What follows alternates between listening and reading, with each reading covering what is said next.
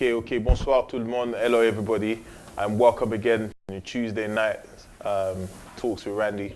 And tonight, as promised, last week following a successful discussion on depression, our aim is to speak about matters that are affecting the community. So after a successful discussion last week on depression and what causes depression, and it was really an interactive show, and which is why tonight again I am here with a special guest who's working in the field where she's working with young people and she's got experience in some of the social things that we spoke about last week, so such as depression and stuff like that. So tonight our main focus is about what are some of the barriers to young people. What are some of the barriers to young people? Because I feel like today, there's loads of barriers to young people affecting their learning, affecting how successful they are, and affecting... Before I continue, I'm just going to share this so I can invite everybody to come and join in. All right, there you go. There you go. All right. So, yes. So, as I was saying, a lot of young people are affected, whether it's their learning, whether it's their how successful they are after university and many things like that. Some are affected by gangs and stuff. So today I'm joined by the one and only Miss Glodine, and she's gonna introduce herself in saying what it is that she actually does, because she gave me a list of it, and I said, you know what, I'm gonna get you to introduce yourself because some words there I couldn't pronounce. So good evening, and I want you to introduce yourself to everybody watching us tonight, please. Hi everyone, my name is Glodine. I am a youth and community worker / my degrees in social pedagogy. I am also basically children's and young people's advocate. I do a lot of advocacy work. I also am... No, you so I've got so much.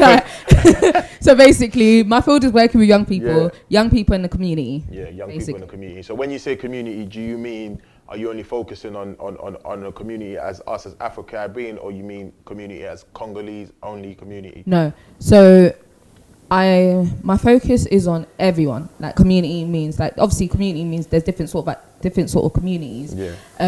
So my focus is on working with every community. So Afro-Caribbean community, just young people in general, and then obviously the Congolese community as well. Yeah.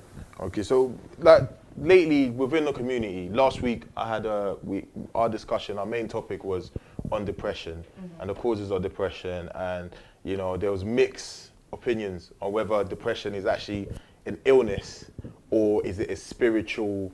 What was the term that we used? Or is it something spiritual? All right. So there were mixed opinions on that. Some people agreed that it was an illness. However, because of the cultural and religious barrier that we have sometimes, and the ability to not accept some medical conditions, some people put it in the category of a spiritual problem. So before we move on to the young people, the barriers of young people, what are your views on the depression? Just let us know a little bit of what you know about depression and anxiety and things like that. Share your experience a little bit. So I think from my experience, I believe that mental health is a real sickness, like it's a real illness. I know it's a taboo in the Congolese community. It's a taboo in the Afro-Caribbean community. In general, like it's a huge taboo, and the reason why so many black people suffer with it is because there is no communication. There's no dialogue. There's no talk about parents saying, you know what, we understand that you are sick. Right. Not that you are possessed, but you are sick. However, I'm a Christian, right. So I also believe there's an aspect of, the spiritual aspect of it, because obviously I, personal experiences with it, knowing people with it, I've questioned a lot of things, and even myself dealing with anxiety. Right, I have to you have to question like where these thoughts come from. You know, you have people with schizophrenia that talk about hearing voices. Right. You have people who are depressed, no, people who have anxiety, always thinking about dying and death and things like that. These are things that I truly believe they're spiritual. They're spiritual, but they're also real because these are real feelings, real thoughts. So I would say like we can't ignore one aspect of it and say that it's one thing, or say that it's, you know, say it's an illness and not maybe look at the spiritual side, or say it's a spiritual thing and not look at the illness. The illness aspect of it. But you know, as you said, that's a very key that you said. You know, sometimes we choose to ignore, you know, the illness side. But that's because, would you say that's because of where we come from? Because some Congolese people find it really. When I say Congolese, I can only speak on what I know. Yeah. So I'm not targeting Congolese. It's just that the fact that I'm Congolese, so I can only speak on what I know. So do you think that's because of the religious and cultural barriers that people think like, nah, it can't be an illness. You know, we South African, we can't be like this, we can't be like that. It must be, you know, it must be spiritual. So let's go to deliverance. We turn to religion quite often, you know, and you know, ignore the medical remedies that or treatments that we could actually get. So we tend to deal with the problems a bit later than picking it up earlier than we should. You know, and you know, what are your views on that? You know, to be honest, I think talking from experience, I think what we tend to do I'll talk about Congolese community or just the African community is that we tend to sort of look at mental health like it's all in our head or it's possession, and that obviously comes back from our faith. Right. Like so many of us have grown up in churches. You go to church every Sunday. Your pastor's telling you that, you know, any sort of abnormality in your attitude, in your behavior is spiritual. And then over the years, you're not actually realizing that someone is actually suffering with real mental health problems. Like, you know, like 1 in 4 people suffer with mental health. Like, it's a huge issue. We cannot ignore that and be like, it's yes, it's spiritual. Okay, cool. We understand it's spiritual. However, we cannot ignore the fact that this is real things happening to real people, and these people are dealing with real experiences to the point that they're then thinking about committing suicide. You know, and it should never get to that point of suicidal thoughts. Like, if you know, if people are coming, like, you know, if you know someone who's dealing with mental health issues, you need to speak to them. Like, you need to make them know that I understand. I don't know what you're going through, but I'm here for you. We can't be looking at people and being like, you're possessed. Like, you just need prayer. Yeah, that's definitely. You know, it's funny you said that, because on Sunday, you know, there's people that actually it carried on. People were questioning me about, you know, about the show, about what I said, and I asked them, so what do you think then is a solution to dealing with depression? And the answer was often, you know, just when you see someone beginning to isolate, my pastor said something interesting. He said, when someone begins to isolate themselves and begin to shut down from everybody around them or everything around them, that's usually early signs of depression, and that person needs to be, you know, confronted or approached, and help needs to be offered to that person. But you know what, to be honest, today, I know that I've seen some of your work, and I've seen how lately you've been tackling some issues on Facebook, as you're almost as a politician. I'm not sure where you're heading, maybe future MP and stuff like that. But you know what, you talked about something that I feel was very close to my heart, and you was like, what are the barriers? What do we think the barriers some young people are facing today? And I've tried to read a little bit about it, and you know, one of the main ones that we know about was unemployment. So some people go to university, do 4 years, 5 years, whatnot, then come out and then ending up not working there, not getting graduate jobs. And you know, sometimes, you know, after a while as well, when you're not finding your way, when you're not finding your path, obviously that leads to sort of depression, and people start asking questions about themselves. Are they good enough? Are they worthy? You know, some girls I know probably face issues, regards men and women actually, about their body image. But these are some of the facts that when I was reading, I found this article that was talking about, you know, some of these issues. But just before we started the show, you mentioned the education system. and you mentioned that a lot of black boys are failing in schools today. Yeah. And can you talk us a little bit more about that? Because that is an interesting fact. It's an interesting fact, and it's a well-known fact, in fact, but it seems like we're not really doing so much about it. Because the education system, I feel like in the UK, compared to how we grew up, because in Congo, if you don't get enough grades or percentage, you repeat in the class. Well, whereas here, you go from year 7 all the way to... Yeah, till you finish. And then it catches up with you when you're about to go uni. They start asking you, where's your C in maths and where's your C in English? So you saying that the education system is failing our black boys. Can you enlighten us on that a little bit, please? Okay, so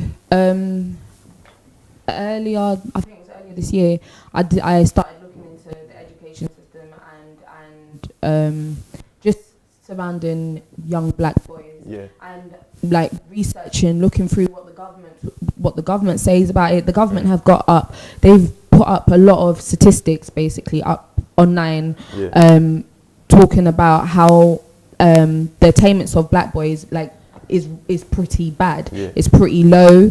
That black boys are most likely to be excluded from schools, like the most compared to like white boys or white girls, black girls, like they are most known to be excluded, most known to be at risk of the offending and all of these things. And so what I got from it was that the education system is failing black boys.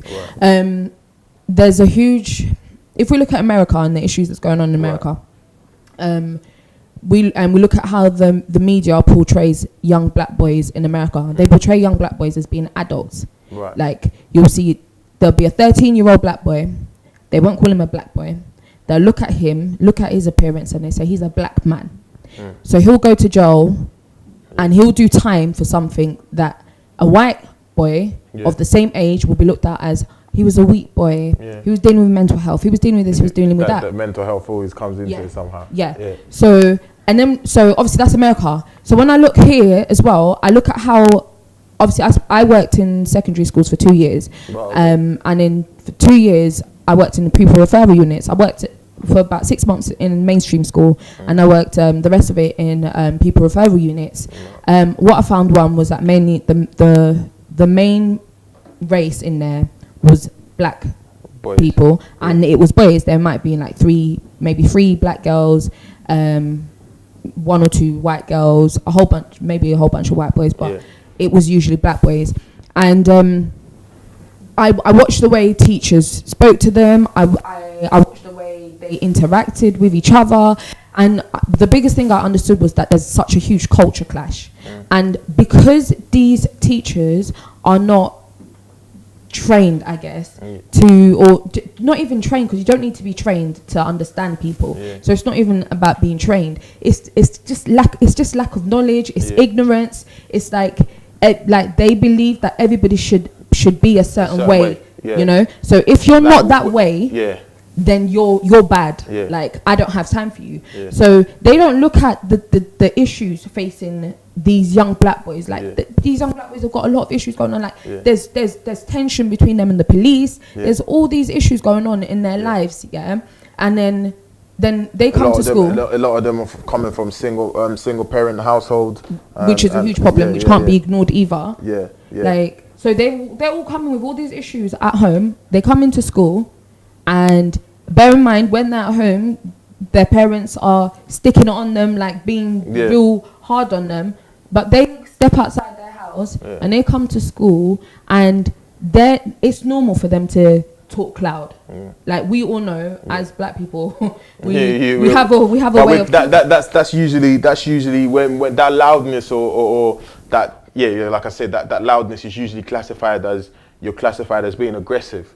That's the problem. That is the stigma behind black people, black students being loud. You know, you're classified as being aggressive. And you mentioned something there that I'm thinking of. Reading an article the other day on cultural literacy, and the way I understood cultural literacy within the education system, and the way the education system is trying to explain it to people. It didn't make sense. I understood it as one being able to understand another's culture, so that they may be able to understand why they act a certain way, why they speak a certain way, so that when I'm approaching you, I know how to deal with you. I know how, okay, you're acting a certain way, I understand that's because of your background, that's because of this and that. So culture literacy, I think, is what's lacking as well within the education system. Huge thing. So like you said, a lot of black boys are being, they're not being, because, would you say because they lack that sort of male role model, that male figure within their lives? That's because, is it just the education system, or our black boys do not have, there's not enough male role models within the community that, you know, to help this young black boy thrive within education? I think it's not only about role models. Yeah.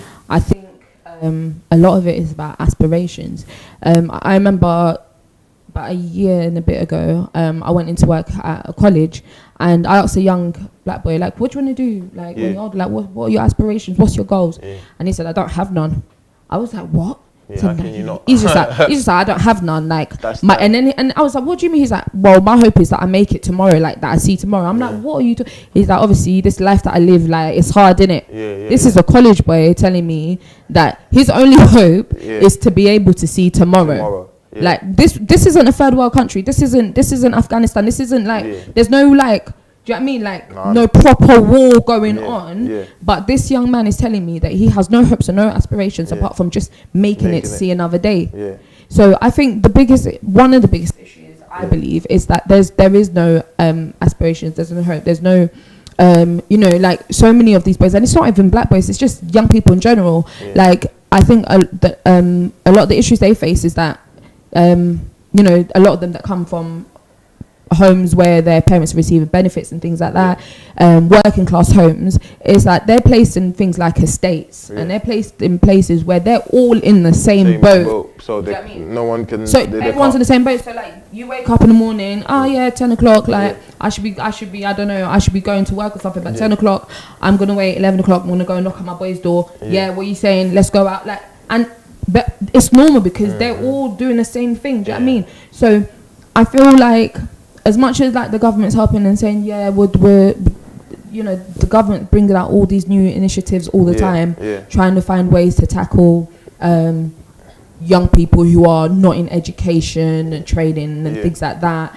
trying to tackle unemployment, all of that sort of stuff. But I think that we need to look at the deeper rooted issues. And the deeper rooted issues are things like no aspirations, like, how am I going to wake up in the morning if I don't hope for anything? Yeah, but what is in place for these young people? So we've kind of identified the problem. We said that, okay, the education system. So what alternative provisions are there to help, like, someone like yourself who's now sort of identified the problem, and you know that, okay, cool, I know that there's problem. So what's being put in place to kind of say, okay, this is how we're going to tackle the problem? Where can some of these black parents or boys or students go, or young black boys, females, where can they go and get help? Because some of them don't even know that they can get help. They just feel like, okay, we're here now, we're stuck here, so there's not much. So where can they go get help? What's in place for them?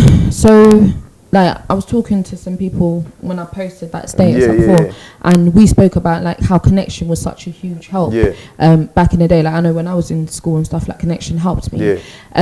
That's no longer there. Exactly. All these cuts, like, austerity cuts have actually played a huge factor in why there are so many issues in youth culture right now. I think the thing is that there's all of these youth organizations, but I truly don't believe that a lot of them are going into, like, deeper into the issues, you know. But again, I don't want to get into politics and that. Don't want to get into politics and that.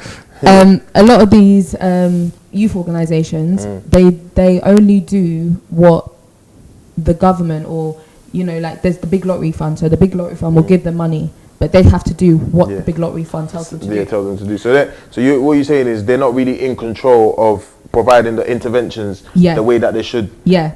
So they'll be like, okay, like, I'm gonna go the way Big Lottery wants me to go, because you know what, like, we need the money. So we need to.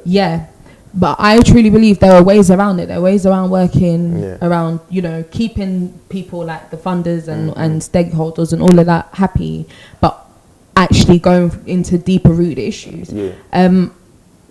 I am eventually going to be doing the same thing, and I'm going to be going into deeper rooted issues. I think we need to spend more time talking to these young people and less time like sitting there and be like, all right, this is what I think is good for young people, this is what I think is good for young people, this is what needs to be done. Like, no, like, who's actually going out there having conversation with these young people, pulling them out like, hey, listen, we want to have a debate. We want you guys to be the star of the show. We don't want to talk for you, innit? We don't want to talk about youth culture. We don't want to talk about gang culture. We don't want to talk about, because that's what we ever seen when we talk about interventions for black students or black, it's always have to be gangs. It's gangs, drugs, and what else? That's the main one. Basically. But is that only the main issues that we're facing, though? Is gangs the main threat and drugs the main threat to these black boys and girls? No, because anyone can join a gang. Anyone can get involved in drugs. Like, gangs and drugs has no color. However, like, we know that there's, again, like I keep saying, there's deeper rooted issues in why, you know, some black boys are the way they are. And I feel like we need to stop, like, going to, okay, we need to go work with at-risk young people who are at risk. Like, you're already labeling them by calling them at risk, like, you know, they're at risk of doing something, at risk of, do you know what I mean? At risk of dropping out of school, at risk of, we understand there are risks to everything and we've got to prevent things, but we need to actually spend some time, talk to these young people, find out what's going on in their lives. And then when we know what's going on in their lives, then we can shape our interventions around them. Like, we can't be sitting here in meetings and then there's no young people, no participation from young people. Like, it doesn't make sense. And then they're meant to be the future. They're meant to be tomorrow, you know what I mean? We're not providing any support from them. But you know what it is as well, like when you said some of the barriers of so if we could name 5, so some of the parents that are watching now, if we could say some of the 5 barriers that we young people are facing today, and what can we do, because I'm feeling like, do you know what, as well as, you know, I feel like there's a lot of negative stereotypes, which you just mentioned now. There's a lot of negative stereotypes attached to these young people, you know, at risk of failing, or here he comes, he's at risk of doing this, at risk of going in a gang, at risk of, that's one of them. Then also you have, you know, those who are coming from single parent homes, like, you know, you would notice that they're the ones that hardly ever behave in a classroom, you know, because the single parent you know, the lack of the father being absent, the father not being present in at home, makes it difficult for a single mom to raise, I don't know, 5, 6 kids, you know, who have different fathers. So he just brings that different mix. So you've got the negative stereotype, the family problems. But you know, even the family problems. If we're talking about single parent families, we also need to address the fact that there are young people coming from both parents at home and they're still outside playing up. I think the issue in general is just that parents are not involved. But you know what, I was hoping you don't go there, because I was hoping you don't go there. Do you know why? Because I'll say black parents don't like to hear that though. But they feel like how could they be more involved? How could they be, especially us African parents, how could they be more involved? Listen. How? There are ways that, like, parents can get involved. Like, I just, like, you know, there are times when, sorry, I'm trying to, like, be very, like, politically correct. I don't want to hurt no one's feelings. Yeah. Okay, so, like, there were things in schools, you know, where you can go in to find out what's going on. Even if the school does not need to call you in order for you to turn up at your school and find out how your child is getting on. Why must we wait? Yeah, but they're busy though. They've got to work. But you have children. A lot of parents are working. But your first responsibility, that's fantastic. First responsibility though is when you bring a child into this world, you need to check for his welfare, the child's welfare. Like, you don't know what that child is getting up to. When that child walks out the door, you can be the perfect child in your house. He walks out that door, the world corrupts him, innit? You need to find out what's going on in your child's life. You need to be involved. You need to, even if you're not when you're going to school, you need to be constant communication with the teachers, with the tutors, finding out like, you know, like my brother used to, I've got a younger brother, he used to like say, yeah, I'm going after school club, and then my parents not even paying attention. I'm like, after school club, okay, so then why is it when we come to parents' evening, like you're missing all your homework? You know, things like that. Like these are things that we need to not obviously I'm not a parent, but, but parents need to be doing. Yeah, that'll be that. You know what I mean? That's some parents will say, well, yeah, she's not a parent. How could she be? But then I work with young people, and I've worked in schools, and I'm always seeing how supportive like everyone else's parents are, and then you see the black boys, and you only see their parents that come in on parents' evening. That's it. You know, or when the school calls and says, listen, you need to come get your child because your child's bad, and the parents say, can you just tell him to come home? You're not even going to pick up your child from school, you know. Your child's been excluded, but you're going to tell your child just come home. What difference does that make though? What difference does picking up your child or making that phone call, or just how much of a difference can it really make, you know, if parents begin to do that? I think it makes a huge difference knowing that, you know, your parents care. Like we know our parents care about us, but the more your parents get involved in what's going on in your life, the more you actually feel like, you know what, like maybe what I'm doing in my life is important to my parent, you know, or maybe I need to fix up because I don't want to, you know, make my parents feel some type of way, or bring shame onto my family or anything like that. I think it just makes you feel a bit more like have a bit more self-worth, like knowing that your parent actually cares about your education. Like, and it's not only I'm not only talking about parents need to check on the child's education. I'm talking about everything in general. Like your child's telling you, right, I'm going out. Obviously, you can't follow your child to find out where your child is going, but you need to be asking questions. Your child is waking up in the morning. Alright, see you later, mum. Go on. Is that where we've gone wrong by not asking enough questions? Is that where a lot of our parents have we've lost it. We've lost touch by losing touch by not asking a lot of questions. Because I've got a comment here from it's my dad actually. He just said that we need to teach our young people. We need to teach our people to live with aim. So he broke the aim down by ambition, inspiration, motivation. These can be broken down. There is a generational responsibility to help the young ones set up goals in life. Thank you very much. So we need your comments and your contributions towards this, because we're here discussing some of the barriers that young people are facing today, whether it be whereby it being an education system or, you know, in the social aspect of things. You know, what are some of the barriers that young people are facing that's not allowing them to take that extra step, or that's not allowing them to, you know, to go forward and succeed in life. No, it's not. Someone just said, I just connected, but I love the subject. Is it just about Congolese community or in general? Now, we're talking about general. We're talking about young people as a whole. We're not just talking about Congolese people, because if we talked about Congolese people, we'd just be limiting this debate or conversation into just one sector. But we're talking about young people, and generally, Glodine wanted to just focus on young black youths. Yeah. So, we're talking about youths, black youths in general, you know, because we feel like there's a lot of barriers, you know, that's not allowing them to go forward, like I said. And so we're trying to identifying some of the issues. So far, Glodine's mentioned the negative stereotypes that's attached to some of these young people, and then the family issues where she said that parents have lost touch, you know, parents have not really... I'm seeing some really interesting people join it. Robert, you know, I know you got something to say.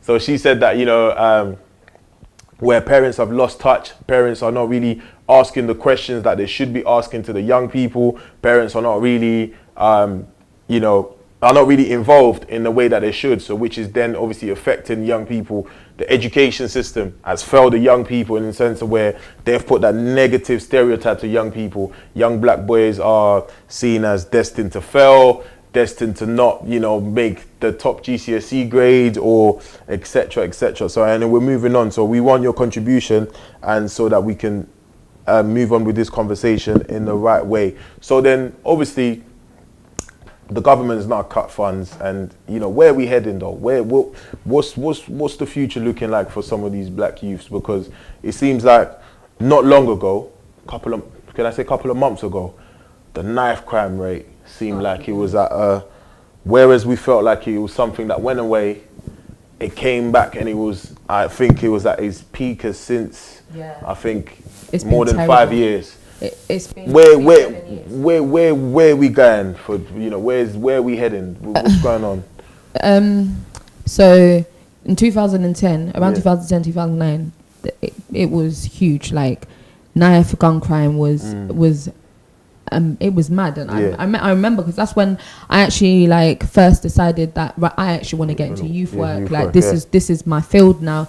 And then we've had a period where it's been calm. Obviously, it's not been perfect, but it's been calm. It's not been like what we see now. Now it is incredibly crazy. Like, every day you're waking up, 1-2 people.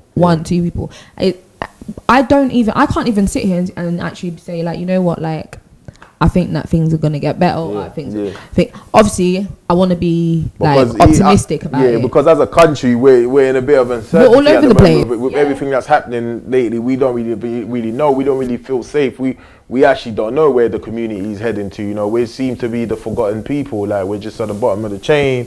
And young people feel this as well. Yeah. I mean, I think I truly believe that a lot of people try to ignore young people's like political views and things like that, and then well, they don't even know what they're talking about. But they made a difference in this year's election. Exactly. If it wasn't for young people, I don't think Labour would have acquired as much seats. So big up all the young people who went out and voted and saved our lives, because a lot of us would have been looking at the next flights. But we would have not. Seriously, because if anyhow this woman got majority, a lot of us would have been in deep trouble. The thing is, and this is another problem. Respect all the students who. Another issue is that we are not educating young people on things like this. So, but when young people want to talk about politics, like they're looked at like you don't even have a say in anything, because you're just young. You're just young, and you don't know anything. But we need to be educating young people, because young people are like the future. Like, we can't ignore the fact that like. Once upon a time I was really young as well, and I look at myself now and I'm like, when did I get here? And there's young people who are, you know, who we need to be supporting to do bigger things in life. Then we can't just be allowing them to just sit back and we're sitting here and we're like, they're young and they just. But that's the problem. You know what? Saying that young thing, I just remember being young, and that's all you ever hear. You know, at being Congolese, that's all you ever hear when you want to access some kind of information. That's where the barrier comes in, as in you're too young to know this, you're too young to do this and that. Do you think that's something? That's a Congolese thing, though. But do you think that's something that we need to change, though? 100%. Because I feel like, you know, had we have accessed some information when we was younger, I think we would have turned out. A lot of us would have turned out different. You know, there are some parents who are great at communicating things to their children, and other parents who just like practice this. You're too young to talk to me. You're too young to even sit in the living room with me. You can't teach me anything. You can't teach me anything. What can you really teach me? Do you not understand? So speaking in English to them is disrespect. Oh yeah. So, that's a Congolese issue. Like that's actually a Congolese issue. Like when you're a child, like you're young, like you can't really say anything to someone who's older than you. That all needs to change. Like, and you know what? Like, obviously my degree is social pedagogy. And one thing with that is that we aim to, when we work with young people, we aim to look at young people as whole beings. So not as young people, like we acknowledge the fact that they're young, but we don't look at their experiences and see their experiences as being lesser than ours. Do you know what I mean? So we look at you as a whole being and we're like, right, you have real feelings, you have real thoughts, you have real knowledge, you have all of these things. You can teach me something as much as I can teach you something. Do you know what I mean? I like that. So it's all about just accepting that person as who they are, with all their cultural differences, like looking at them as, you know what, your culture makes you who you are. Your sex makes you who you are. Where you come from makes you who you are. I mean, we don't pull that apart and we're like, okay, we're dealing with. No, we look at a whole being, and that's what like needs to be happening. Like in general, like anyone that works with young people, they need to have that training. I remember when I put out a question once not too long ago, asking teachers if they had social pedagogy training. I think only one person. What's that? I say you said it's like they must be like, what's that? I had teachers like, Ron, like I've never heard of it, and things like that. And I think the only profession that really takes in social pedagogy is social work, because not social work, but more looked after children who are in care, like children homes. They're the only people that work with social pedagogy. But it should be incorporated in schools, because schools are too busy worrying about grades and not worrying about the child's whole being. Do you know what I mean? But they are putting some things in place, like, you know, they're tightening up on like the safeguarding of kids. Yeah, but that's because they don't want to have issues like the girls in Rotherhite, where the school failed them and everyone failed. They're just watching their own backs. Okay. They're not really. You don't think that's direct? You don't think it's nah. Okay. And of course, we got people like Maggie Atkinson, who was like the commissioner for children. She put it out there. She did a speech a while ago, 2000. Can't remember. She put out a speech there where she said that, you know, child protection needs to be on point. We need children to participate and have a say in what goes on in their lives, and we need this, we need that. We've got the children's human rights stuff. All of these things have been around for many years. You know, schools have continuously ignored it. Schools have let children down.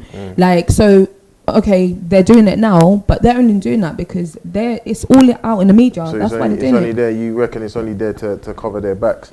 You reckon? Yeah, because if they were real serious about it, they'll put teachers in training. They would look at teachers as tutors as well, as mentors. Do you know what I mean? Like, and lessons and the curriculum will be based around not based around needs itself, but they will look at needs. Sorry to cut you there. You mentioned the lesson and the curriculum. Having worked in the school as well, the question you often get is, what am I going to do with French, or what am I going to do with PSHE? What do you think? What do you make out of the curriculum in this? Do you think? Do you know? I think we need to provide training to some parents in the community to understand the curriculum so that they can support their young people better. Because some parents don't even understand the grading system. Some have only just begun to understand it, but it's so late that their child has already sat their GCSEs. They don't understand the predicted grades. But this is what I was saying to you about So I think what do you make out of the curriculum in the system's curriculum? Is it just something that is just given enough so that you can just scrape through, or is it something that's really in depth, that challenges our young people and allows them to really challenge their brain and just use their brain accordingly? I think if you're interested in what is being taught to you, then it's going to challenge you. It's going to, like, stimulate your brain and all of that sort of thing. Like it's good for you if that's the kind of thing that you like. However, if it's not, and you don't see your life going in being a priest, so you study RE, or being a historian, so you go and study history. Like there is many things that I personally feel like some young people don't need. I think the curriculum is a bit of like it's set up surrounding what the government believes they need. So it's like what it is. It's like it's a factory sort of thing. Schools are. You place the children are workers. You train them. You need to be careful. You're becoming tackling the politicians. But it's true though. You train these. You put them in school. You tell them what they need to learn. Like, why are we? Do you get what I mean? Like, we've told these young people, these are what you need to learn in order to pass. So then they go through SATs and then they go through GCSEs. I've got something that come here. Sorry, I had to interrupt you.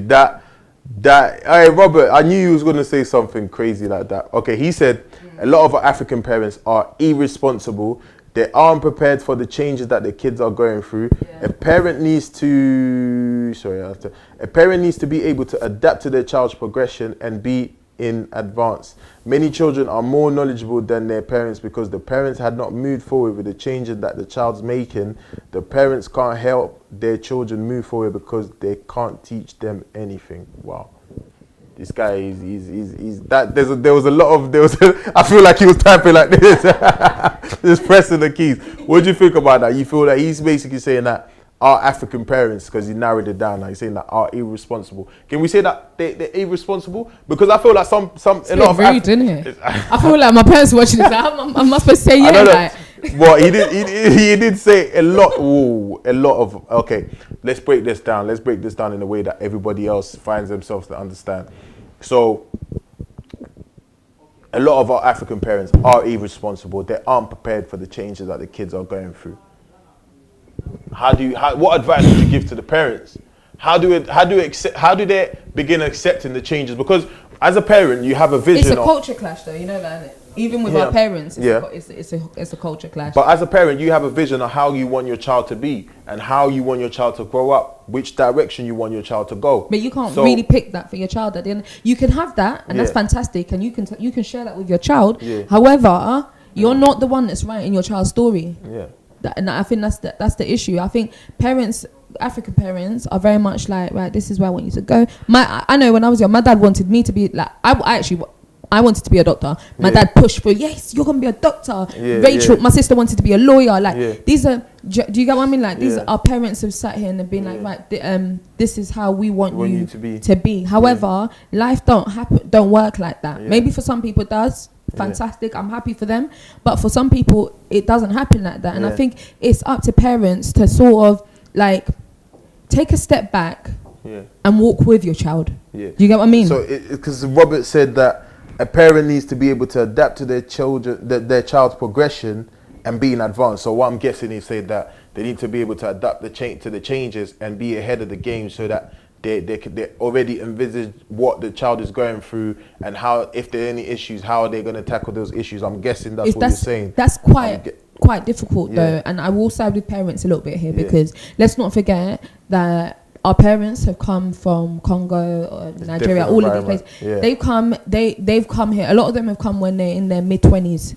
So they've come like quite late. Do you know what I mean? It's like us now going to I don't know, to Switzerland or something. Do you know what I mean? Now we've got all of our morals and we've got everything that we stand for. We've been at home, like do you know what I mean? Like they've come from home. They've got a certain way that they've been brought up, certain way of dealing with things. Things that we go through here, they're like, what is that like? Do you know what I mean? There's always that comparison. There's always that cultural comparison between here and back home. When I was back home, every parent. My parents try to drop that all the time, and I'm like, well, you know what? You're here everyone's now. Dad walked to school. Everyone dad. When you wanted money, everyone dad, didn't have money. They had to walk. You know what I mean? So it's just, oh man. So that I understand. I would say, you know what? Yeah, cool stories. Like it's hard. Like it was hard and stuff. But like when you decide to come here, you need to. I think parents need to understand that their child is living a completely different life that they've experienced. Like they will never have. We can't compare the experiences of young people here and experience of young people over there. Yeah. No, that's basically that. Wow, did you know? I didn't even realize we've been going on for so long. So we ain't got long left. We're gonna be wrapping up soon, and I understand that the purpose of today's show, the reason why is in English actually, because Miss Glow here, Lingala, is completely non-existent. So to make it available for everybody, and the thing that's part of the integration as well. You're living in England. You've lived there 10 plus years. You should be able to understand English. So it's true. I say it all the time. If you don't understand, then maybe we need to review your citizenship and make sure that we've given it to the right person. And maybe parents need to go and get some training to really like. And again, I think that's a barrier for. I was about to say that. Is language a huge barrier between the older generation and this generation? I think language is a huge barrier. I think language is a huge barrier between older generation, younger generation. It's also a barrier. I think like it's made it a barrier for young people in terms of school and everything else that goes on in their lives. Because if my parents can't understand what's going on, like because they can't understand English, then I'm gonna play around. Like, do you know what I mean? Yeah. So again, I think parents need to take responsibility of going to learn English. But there's some parents do though. Some parents feel like they do. Some parents feel like what they know is enough to. It's never enough. Knowledge, like obviously basic, innit? They're talking about basic. Yeah. That's fantastic. Yeah, like even, do you know what? Even if there's like that basic understanding, that's good. However, like I think we should be aspiring to just like push ourselves to the limit. Like why if we can learn basic, then we can go and learn more. Yeah. All right. Before we wrap up though. I wanted to ask something. So number one is, where can these young people go for help? So or parents, where can young people and parents go for help? Because some parents are really struggling. They would like some help in, you know, the raising up that young girl that's not listening. They would like some help in, you know, I was just speaking to, you know, to my Mrs. Nine, and she tutors. She got a tutoring service, and you know, one of her clients, it just doesn't get on with her mum, and she just ran away instead of staying for a lesson. She just ran away. So, for example, there are some parents that genuinely need help, and there are also kids that genuinely need help. So, what is in place? Where can these young people go to get help? Where can parents go to get help? You know, in order to, as a community, what can we do to help these people? I think that a lot of young people do know that there are certain organisations that are out there that can help. You don't even know. Yeah, well, like you, if it's really important, get online, type in youth provisions, like type in youth hubs. Yeah. There's many places. However, it's about actually taking yourself to them. Yeah. You know, like saying, you know what, like actually understanding that, you know, it's really important to take myself there and get some help, because it's great knowing that you need help, but then what are you doing about it? So I think young people need to actually like get up and then and go and find that help. I think Dorcas TV is also saying that, so some of you parents that are looking for courses, whether it's access to university, access to higher education, further education in college, they can help you. They can help you with that help. So all you need to do is contact Dorcas TV. If you're a parent and you would like to go access further education, contact Dorcas TV, and they'll be able to help you. But Glodine is also here. You can find her on Facebook, and she can also help you. So someone just asked, can you name an organization? So I'm guessing she wants you to give a specific organization. Where it depends on what sort of help. Like I know there's places like Bernardo's that help with a lot of things. There are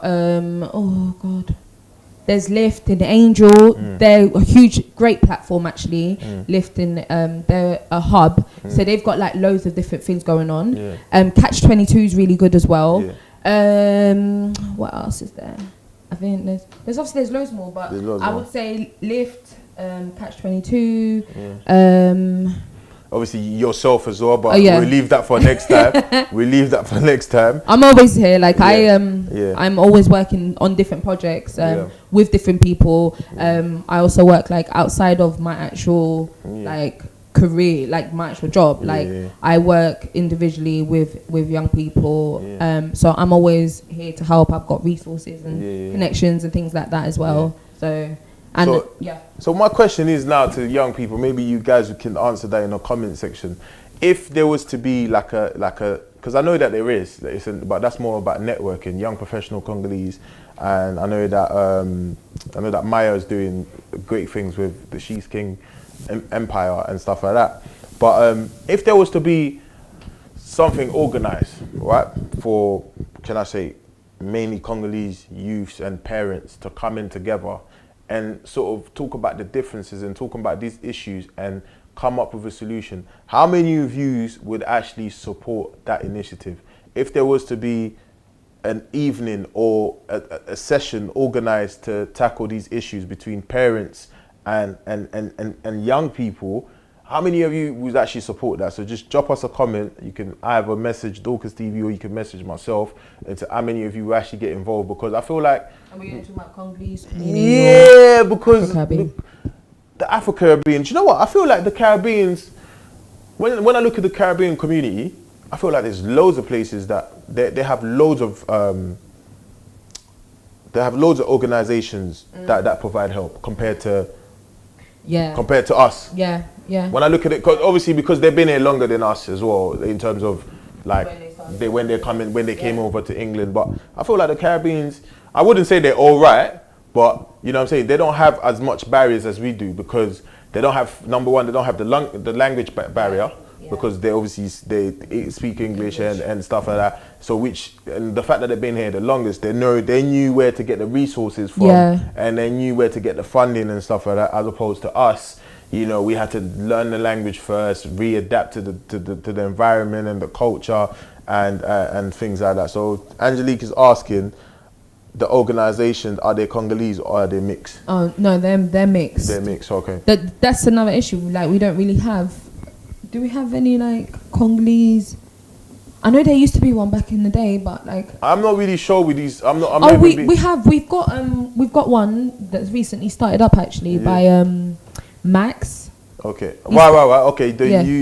Yes. I'm not really sure, but Max. Yeah. Can't Okay. remember, but it's, So he's doing something where he's putting. Yeah. So we can. You guys can follow that. And you know what? He tackles like poverty around Congolese people and poverty as well, and things like benefits and things like that. Yeah. So you like, can that's get in touch. Yeah, but there isn't really one specifically. Unless I've missed out. So obviously we got Max, we got yourself coming up, and so like I said, I think like moving forward, I think it would be nice for us to have a panel where we got some parents and we've got some young people. We're discussing the issues, and then at the end of it, we come up with the solutions, like what we're going to do, what help is out there, offer it to parents and offer it to the young people. So because I feel like it's time that we remove some of these barriers to learning, some of these barriers to access the future. Like I say, when I say the future, is to help the young people and to help our parents, because right now, as parents, what I'm thinking is happening is you're now passing on to the next generation, and then you need to make sure that you're giving them the right tools for them to survive tomorrow. Yeah, because you've had your time, and then now the young people are coming up, and you need to support them into achieving that greatness that they're meant to they're meant to be achieving. I think parents also need to be able to sort of accept criticism. Oh, that is the main one. That is the main one. They need to accept You cannot criticize. You cannot. An African parent is right all the time. You cannot give them. They're perfect. Their experience is better than everybody else. You preach, girl. So if we're gonna sit there and have like an honest panel, then and a young person is telling an auntie or an uncle, like, listen, you people are like this and that. Like, they need to accept it. Like, they need to be like, you know what, we accept it. We now want to move forwards. Like, I think they need to accept being corrected. Being correct. Wow. If you're gonna correct me, that's major key. Then I'm gonna have to be able to correct you as well. It works both ways. Yeah. But they always feel like because they're corrected, they've got a counter. They got. Nah, I think that's we're not friends. Like, yeah, that's very right. That's very right. But no, do you know? To be honest, this is what we're looking to do, and you got people like Glodine who is working within the community and with an aim to bring change. You know what I mean? Because I'm seeing loads of these organizations calling themselves charities and, raising funds, doing all these charitable stuff, but we're still not going to the root of the problem.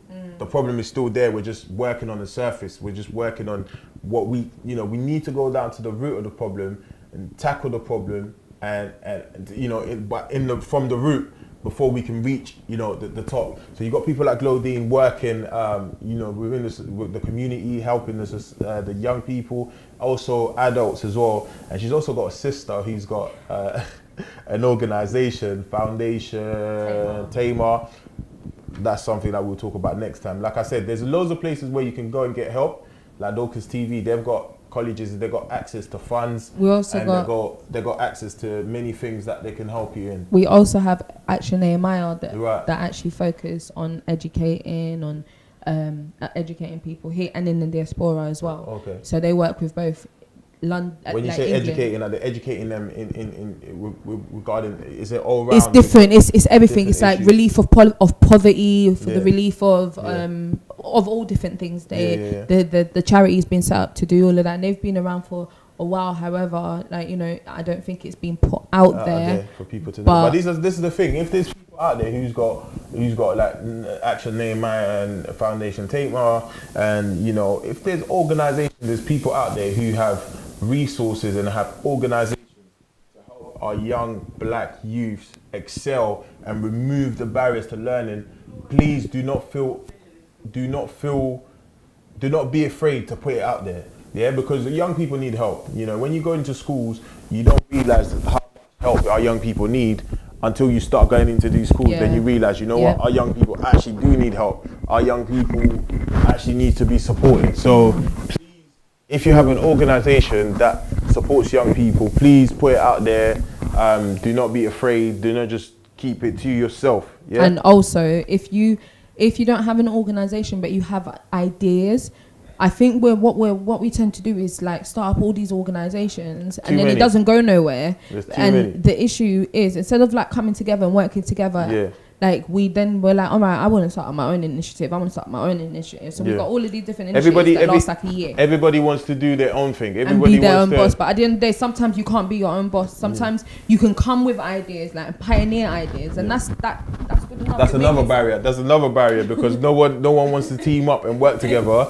Everybody wants to just work separately and do their own thing. Goals, like, we all want to make a change, but then we're all like fighting for the limelight. It doesn't work like that, because then what we teaching the young people that we're working with. That's true. So I think we need to come together more, like Glodine's saying. If you have ideas, but people need to accept that not everybody's business minded. So not everybody's going to be able to run a business. So if you have ideas on how you think you can help impact young people's lives, male or female, or how you think you can help parents accept the changes within the young people, bring it forward. Find an organization where you can partner with and work with them. And they're always open to it. It's not a competition. There's this mentality of competition within the community as to who's doing what the best way, whose organization is the best, who's got the best platform, who's this and that. I think that's another barrier, because it's not allowing people to progress. It's not allowing people to succeed in the way that they need to, because you're focusing on things that aren't important, and you need to be tackling the issue. One last thing from you, because it's been a pleasure to sit in here. It's not easy. I just wanted to reiterate that it's not easy sitting here talking about all these issues, because one thing people need to understand is that I'm not perfect. No is she. But I think if we have a platform like this here in East Time Dorcas TV, where we have the opportunity to talk about these things and share it with you guys, who then contribute feedback to us, I think we this is a time where we talk about these things and help the generation. So we're not perfect, we're not judging, we're not judgmental. We look at the issues, we look at society, and we speak up, and that's the only way we're going to move forward. So one last thing for you before we wrap up. Literally just what you just said, like, last bit. Like, obviously I'm not an expert. I've just been communicating. Like, I've made sure that I do my part as a human being, and I get out there and I ask these young people what's going on with their lives. I want to know what's going on with their lives. Do you know what I mean? Like, I'm not imposing myself, but I want to understand. I'm not going to like start up things and I've got no clue about what they actually go through and what they're dealing with.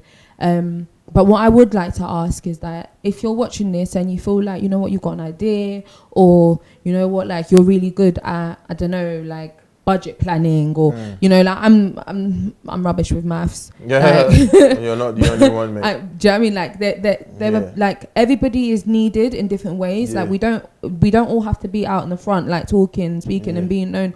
Like we can be some people can be in the back, but as long as we all make a difference, that's the most important thing. So if you have like an idea, or you can bring something, I'm actually after people. I'm looking to put a team together of people who are actually serious about making a change in young people's lives. So if you are serious about it as well, contact me or contact Randy, and he'll give you my details. I'm on Facebook, 100%. Glodine Louise Masumbu. I'm also on Instagram, Glodine_Louise. Just message me. So I think moving forward, like we said, so what's come out of this is the ability to have that panel discussion between the older generation and the younger generation, and then they'll obviously be able to come up with ideas and interventions on how we're going to move forward as a community. So for me, that's a homework for everybody. So we're going to find a location, we're going to find a date, and hopefully find the right people, because what we want a mixture of opinions between the young people, and we also want a mixture of opinion between the older generation. And we want a whole bunch of optimistic people, not pessimists. Not yet.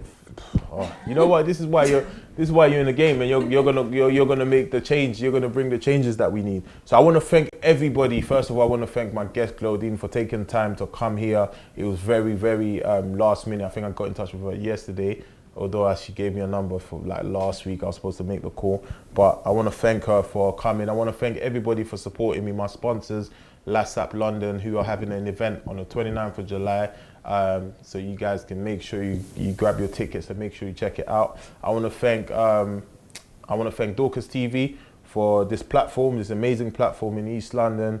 I want to thank everybody that's supported me in this journey, you know what I mean? Because it's not easy at this point, you know, very beginning, you know, when you're finding yourself and, you know, you're trying to bring the changes that you know people are talking about, but no one is acting on within the community. So I want to thank everybody, every one of you that tuned in today. It's been amazing. Thank you for your views, Pastor Paul, Robert, Baraka243, Angelique, Nifka for watching. Everybody I want to thank. And again, hopefully by God, but Most High's grace, we'll be here again next week discussing interesting things, and hopefully we'll be able to mix it up, English, Lingala, because I know how people feel about the whole language thing. Like again, it said, it's a barrier. Fotolongolango is a barrier. You know, when I speak Lingala, I just feel like people are going, hey! But is that what? So to sum it up in Lingala, lelo to banolo ba makambuya ba barrière ou isa entre bana na mikolo pour dire par là to tolo ba par exemple ba barrière ou isa na éducation ba barrière ou isa permettre que ba jeune na biso lelo ba jeune ou ba noir. Quand on parle de noir, on parle de l'Afrique, on parle de ceux qui viennent aussi il y a les Caraïbes et tout. Ils ont permettre que les jeunes nabiso ba exceller, ba avancer dans la classe, ba avancer sur le plan culturel, sur le plan professionnel. Donc ils ont la barrière ébellée sur ça. Nous avons parlé de la famille. Famille, support, il y a famille, il y a des fois, les parents doivent supporter les comme il faut. Langage aussi, ceux qui les parents doivent comprendre qu'est-ce qui se passe dans la vie, il y a des barrières. Aussi, gouvernement, le système où ils ont le système est belé, ils ont en place, ils ont pesa, comment on dit, stigma, ils ont taché déjà image négative sur Bananabiso. Voilà pourquoi mentalement, ils ont déséquilibré Bana. Parce que ceux qui déjà moina, ils ont déjà que ils ont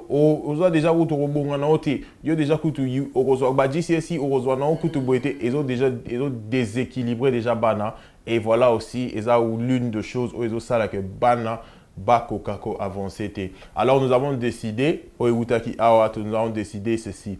Il y a des organisations Oyo et puis ça va aide, ok? Glodine Nazamoko, il y a des jeunes sœurs dans la communauté où ils ont travaillé sur le plan social, ils ont aidé les jeunes, ils ont aidé les jeunes, il y a une origine noire africaine et aussi origine Caraïbe et tout. Aussi, pour les parents, ils ont posé à Rotanga, pour avancer, mais ils ont comprendre comment éviter où aller. Que non, on a Dorcas TV, vous pouvez avoir accès, il y a cours ébélé et Bino. Tout ce que vous avez à faire est de contacter Dorcas TV, Bino envers ce plan. Nous avons parlé des organisations Oyo, ESA en place, oui, et d'accord. Nous avons parlé d'Action Nehemiah, nous allons parler de Fondation Taymor, Glodine mentioned some other organizations as well that I couldn't remember on top of my head. Mais nous avons parlé vraiment de beaucoup de choses et c'est ce qu'on essaye de faire. Donc, tozo biso but na biso que étant que mutamedia, étant que mutabatu, but na nga que comme quelque chose de positif. Ça sert à rien à tenir liboso batu, na make kabino love all the time to na salara mo eza na but te. Yes, on sait quand même, mais si je peux faire quelque chose pour changer l'environnement, c'est ce que j'essaie de faire de mon mieux. Donc, dans un apport, ça soutient la bino. Alors là, je fais appel à toute personne au batala au balingaka Randy Kabson que beaucoup lingabo sponsorisé na sala na show oyo na sengi na bino bo contacter ngai directement ce beaucoup comme sponsor. Déjà merci à la SAP London Bino déjà salut et à toute personne qui veut me contacter pour nous sponsoriser l'émission Oyo Ekende Liboso, je vous invite. There you go, comment this happens all the time when we're about to wrap up. Okay, we're gonna read this. A reason why a lot of black students are failing is because the schools, there's not enough black awareness of what black people have done. It is important that we teach our children, we relate it back to success and positivity.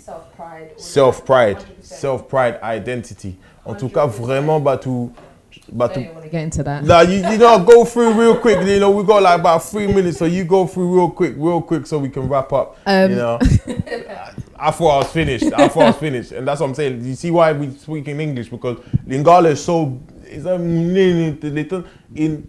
When I sum up, it took me about 10 minutes. I felt like I was talking for 10 minutes. You know what I mean? So get into that. Yeah, no, 100% agree. When it comes to schools, for one, we don't have many male black teachers that work in schools. We need to bring male black teachers for them to be like, and proper, not mentors, but actual academic teachers that are teaching subjects. So that these young black boys can be like, oh, right, like, I've got a black teacher, you know. You'll see, I've seen it, huge change. There's a huge difference. Also, things like history, and they're teaching me my history, but they're only telling me that my history starts at slavery, is a huge problem. Like, there have been, and it's not only Martin Luther King and Malcolm X, we have had so many other black people that have made huge differences in all around us, and it's not only started at slavery. We've had people from before that, you know. We've had queens, actual black queens, you know, and we've not been taught these things. So I think like the education system needs to look at things like history, because that obviously, if I'm looking at my history and I'm thinking that my history only starts at slavery, then I'm always going to feel like, oh, black people, we've always been looked down upon.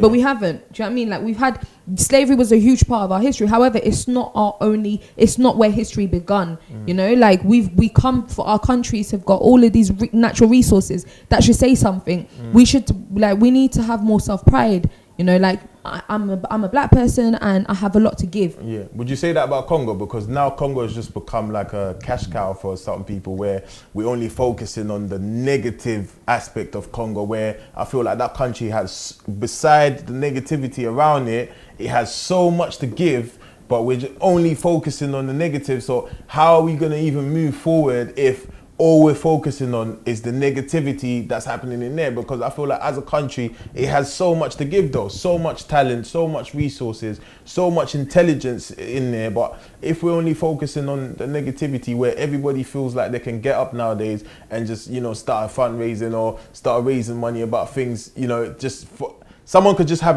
an idea and they feel like in order for that idea to be successful, they need to attach Congo in there, because Congo's now become, you know, I don't know, man. It's beginning to annoy me now. It's really annoying me. I think we shouldn't like ignore the fact that there are huge issues going on in Congo, like political issues, that huge, like and they're deep-rooted issues in our nation. But you're right, like, that's not the only thing that's going on in Congo. We need to be celebrating all these amazing things about Congo as well. We need to bring that out there. You know, Congo is not only music, it's got all these other things. And Congo is not only poverty and war, it's got all of these beautiful things. And that's what we need to raise awareness on as well. Because our young people are growing up and they're only seeing the negative side of it. So those of us who had the opportunity to grow up there and see the other aspect of it, obviously we were fortunate enough to see that. But I think we need to pass that on as well to some of the young people. I think that's a huge thing, because like, obviously I was born in Congo and I came here. Yeah. But I came here when I was 1 year, one and a half. I was still born there, innit? Like, I don't count. You don't remember anything. I was still born in Congo. But now the issue was like, when I come here, I've grown up here. This is all I've known. So this has basically been home for 27 years, and I've not been back since I've gone. Do you know what I mean? And for me, it is a shame. It's a huge shame. Like, my parents used to try and force me, and I was like, no. But why was I like, no? Because of the negative images and stereotypes that it had attached to it. So I was like, no. At 27, turning 27 now, I'm like, right, on my 27th birthday, you're going to catch me in Congo. Because, like, we need to look at the... Because my point is, how can we tackle the issues from over here? Like, more than how many miles away are we? Like, how can we tackle the issues from here? I think we can though. I think Someone we needs to tell can't. me how. No. It's like, it can't only be here. Do you get what I mean? Yeah. We need to be able to, like, if we're gonna start something here, we need to be going back to where started. where it started. Like we Yeah. have to. We can't be sitting here and be like, yeah, so basically I'm going to be doing this and Yeah. that. But then you don't have that same initiative set up in Congo. Yeah. If you're going to do something for Congo, make sure you're doing it in Congo as well. well. Like, because then who you doing it for? You doing it for your glory? Like, what you doing it for? I don't want to get into that before I get shot in my DMs. But guys, it's been a pleasure. Thank you everybody that's joined in. I want to thank everybody for your contributions. This is what happens when you talk about interesting things. You don't realize time is telling me it was only meant to be here half an hour, but we ended up going exceeding. So in order for us to continue these things, we need you lot to partner with us and sponsor us in order to go further and do this week in and week out, because it is not easy. But we're here this is our first season. We're here for the first season, and we see how it goes. Depending on your responses, depending on how well you engage with us, we will carry this on further. So thank you everybody for tuning in. It's been a pleasure from yours truly, Randy, and my sister Glodine here, who joined me, and a very intellectual young woman who's working towards making an impact into this society, not just here, but all over the world. So thank you to those of you that joined me, and then keep a lookout. If you have a business, if you have something that you would like to share with the masses, do get in touch with me, and then we can have you here on this platform, and we can talk about what it is you're doing and how we can help you go forward, and how people can access your business or whatever it is that you've got going on. So thank you very much for tuning in. Until next time, thank you. Bless.